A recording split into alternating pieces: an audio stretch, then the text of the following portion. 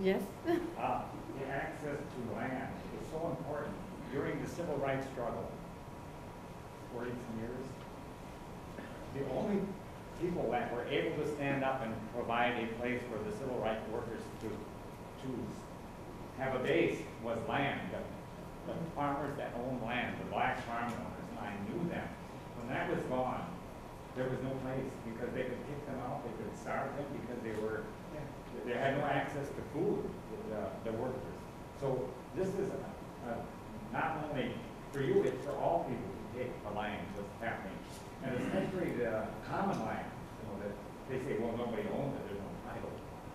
And that's, we have to be aware and work together on all of this. And the one way we can do that is to ask questions about everything you buy. Where does this come from? And who does it affect? And if you ask these questions in a grocery store, we've had people that change the policy of a grocery store of where their food came from because we can't buy here anymore because you're not doing the right thing. And it only took 2 people to change a grocery store. So everybody can do something about how to ask questions. And the other thing is, all over the world, they're criminalizing dissent. And that's a very serious thing. That's more reason than ever that we elevate all these issues and talk about it and get other people. And the last thing is the faith community is the largest, what did I call it? No. Captive audience. There's all the big faiths.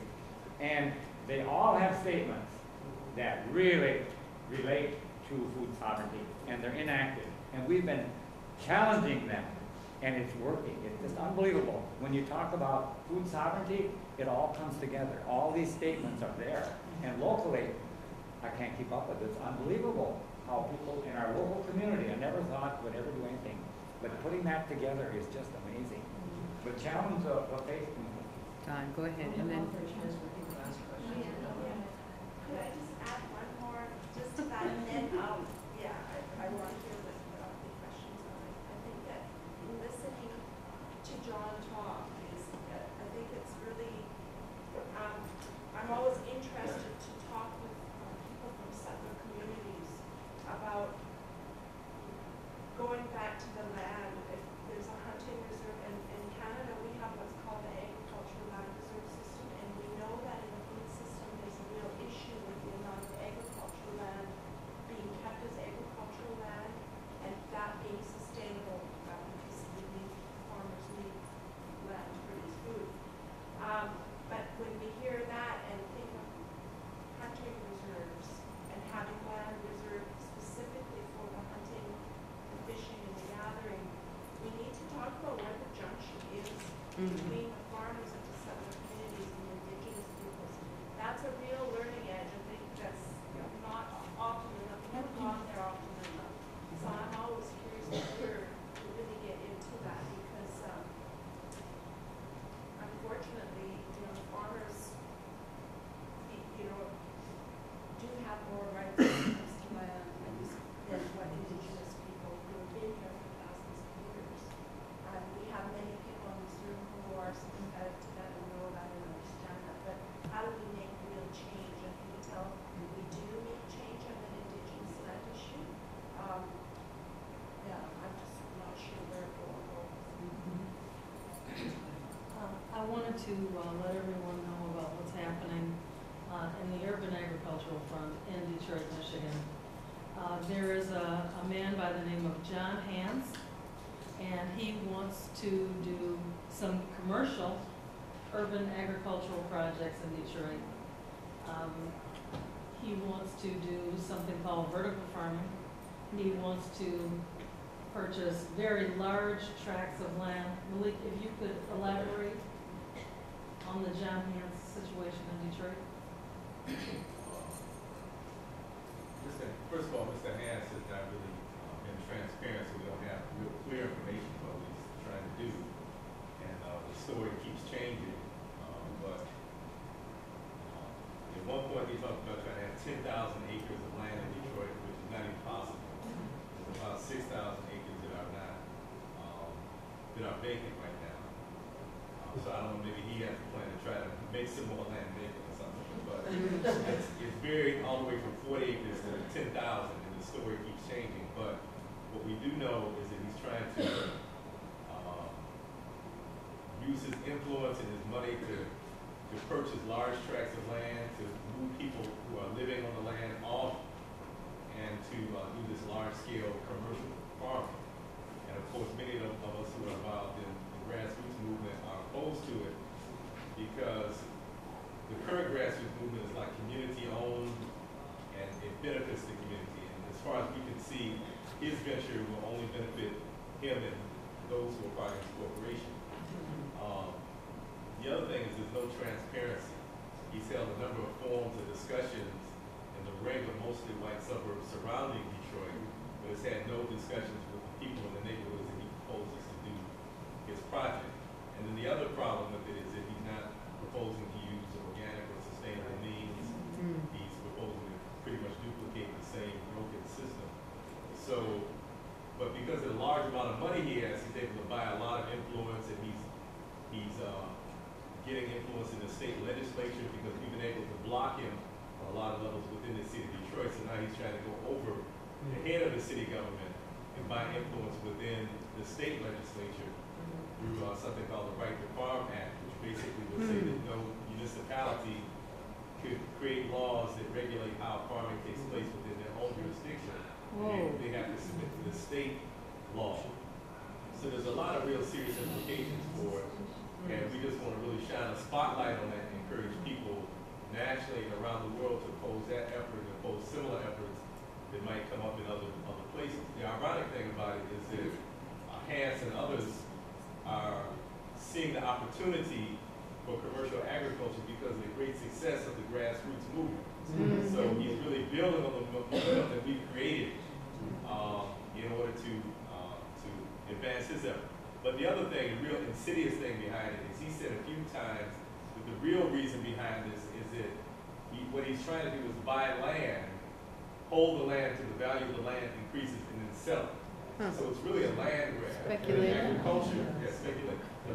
The agricultural aspect is really just the cover story for him to buy these large tracts of land in Detroit and control it and then sell it and make a large profit. So again, we just want to shine a light on that and encourage people to stay aware of it and to be vocal about it, to support it. When you hear of actions in Detroit, to stand in solidarity with us. Absolutely. Yes, sir. I think one of the backbones of what he's alluding to, the baseline is eminent domain. A lot of these municipalities are taking land under eminent domain, letting it sit idle, and when nothing happens, then a large corporate group comes in, buys it, and converts it for their own use. Which is the same thing that she said. The mayor now is proposing hunting restrictions. So if you don't stay with your local, state, and federal government, as far as eminent domain is concerned, this is what's going to happen nationwide.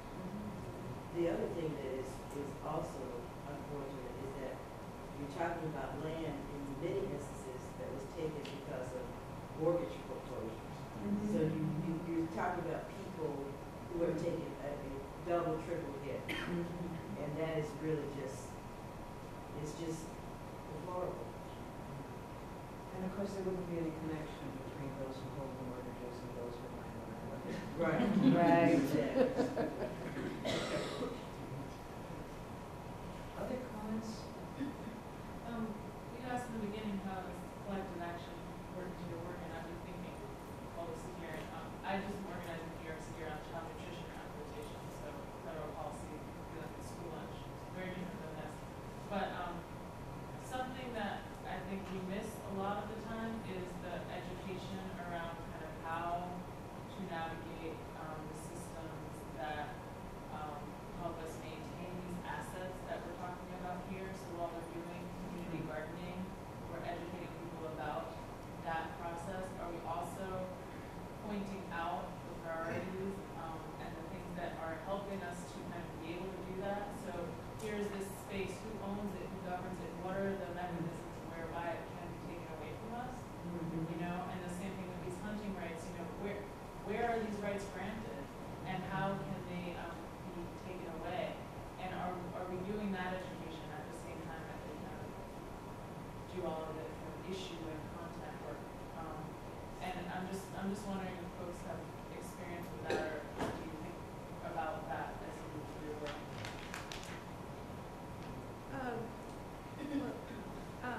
also serve on like the Dane County Food Council, as well as, being on the board of the Family Farm Defenders, and I think there are certainly, zoning is very important, and I think you said you've been working on different policies in Detroit about, zoning. I think that may be is that one of your issues or not? Not zoning. Not zoning.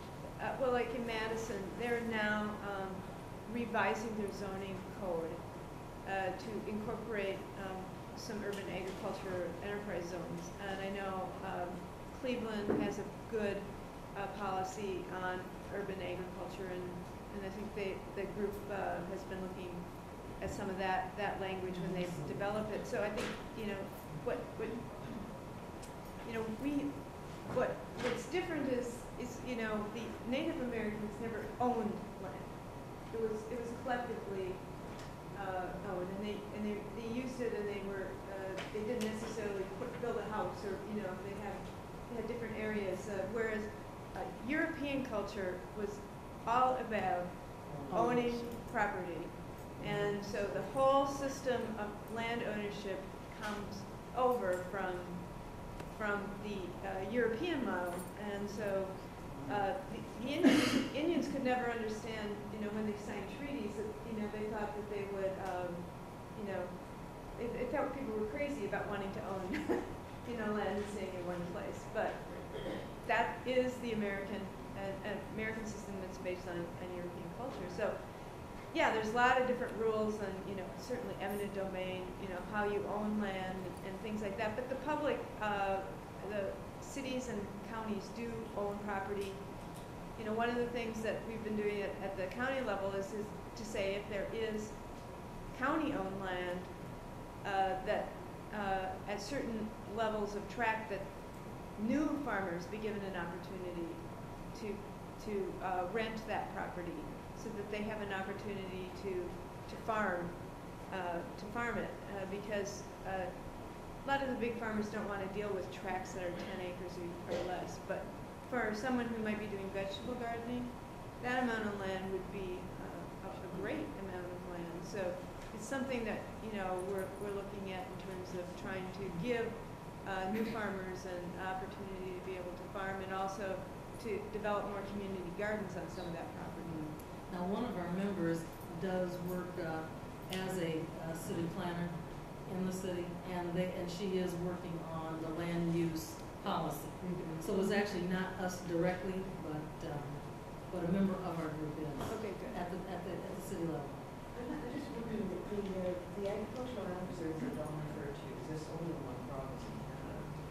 And we've talked a lot about conservation covenants or easements, because the problem with policies is you get a different bunch of politicians in place and they change the policy.